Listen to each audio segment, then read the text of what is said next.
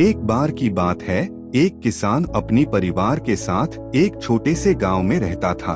वो गर्मी का मौसम था और कई महीनों से एक बूंद बारिश भी नहीं हुई थी। इस वजह से उनकी फसलें सूख रही थीं। पूरे गांव में उदासी छाई हुई थी। सब बारिश का बेसब्री से इंतजार कर रहे थे, लेकिन बारिश कभी नहीं आई। सबकी उम्मीदें धीरे धीरे टूटने लगी। एक दिन सभी गांव वालों ने तय किया कि वो एक साथ अपने अपने घरों में एक ही समय पर प्रार्थना करेंगे। तय समय पर किसान, उसकी पत्नी और उनकी 6 साल की बेटी एक साथ प्रार्थना करने के लिए इकट्ठा हुए। किसान अपनी पत्नी और बेटी के साथ हाथ जोड़कर बैठा था। उसकी आंखों में आंसू छुपे हुए थे। उसने प्रार्थना की, हे भगवान, मैंने सुना है कि तुम अपने बच्चों की प्रार्थनाएं सुनते हो। हमारी फसलें सूख रही हैं। कृपया जल्दी बारिश भेजो ताकि हम बच सकें। परिवार के हर सदस्य ने अपनी अपनी तरह से प्रार्थना की। छोटी लड़की ने भी भगवान से कहा, हे भगवान, मेरे पिता बहुत परेशान हैं। आप तो सब कुछ कर सकते हैं।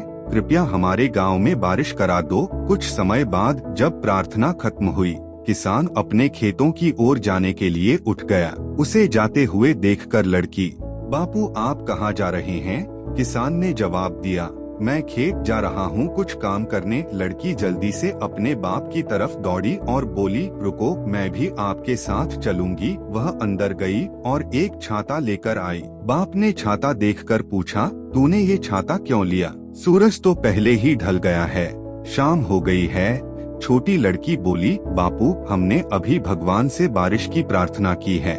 अगर हम छाता लेकर नहीं गए और बारिश हुई तो हम तो भीग जाएंगे। किसान यह सुनकर हैरान रह गया।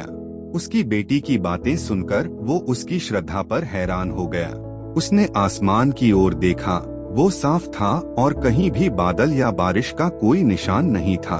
फिर उसने अपनी बेटी के मासूम चेहरे को देखा और उसी पल उसे अपने अंदर से एक आवाज आई जो कह रही थी कि प्रार्थना करना अच्छा है, लेकिन इससे भी ज्यादा जरूरी है कि आप विश्वास करें कि आपकी प्रार्थना सुनी जाएगी और फिर उसी के अनुसार काम करें।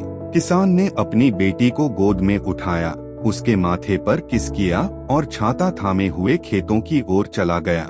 और उस रात बारिश हुई जैसे कि कुछ खास हो रहा हो। यहाँ एक कहानी है जिसमें एक किसान और उसकी छोटी बेटी हैं, जो हमें विश्वास के बारे में एक जरूरी सबक सिखाती है। जिंदगी में कई बार जब हम कठिनाइयों या परेशानियों का सामना कर रहे होते हैं तो हमारा विश्वास डगमगाने लगता है और हम निराश हो जाते हैं। लेकिन इस कहानी में जब गांव के सभी लोग बारिश के लिए प्रार्थना कर रहे थे, उनके दिल में संदेह था, पर छोटी लड़की ने एक छाता लाकर दिखाया कि बारिश जरूर आएगी। विश्वास हमारे जीवन में बहुत जरूरी है।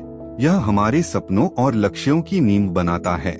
हम किसी भी काम की शुरुआत अपने आप पर यकीन करके करते हैं और जब ऐसा करते हैं तो अच्छा नतीजा मिलना तय होता है। अगर हमें अपने काम पर भरोसा नहीं है तो हमारी कोशिशें भी कमजोर हो सकती हैं और हम जल्दी हार मान सकते हैं। लेकिन जब हम किसी चीज पर सच में विश्वास करते हैं तो हम ऐसे तरीके से काम करते हैं जिससे वो चीज सच हो सके।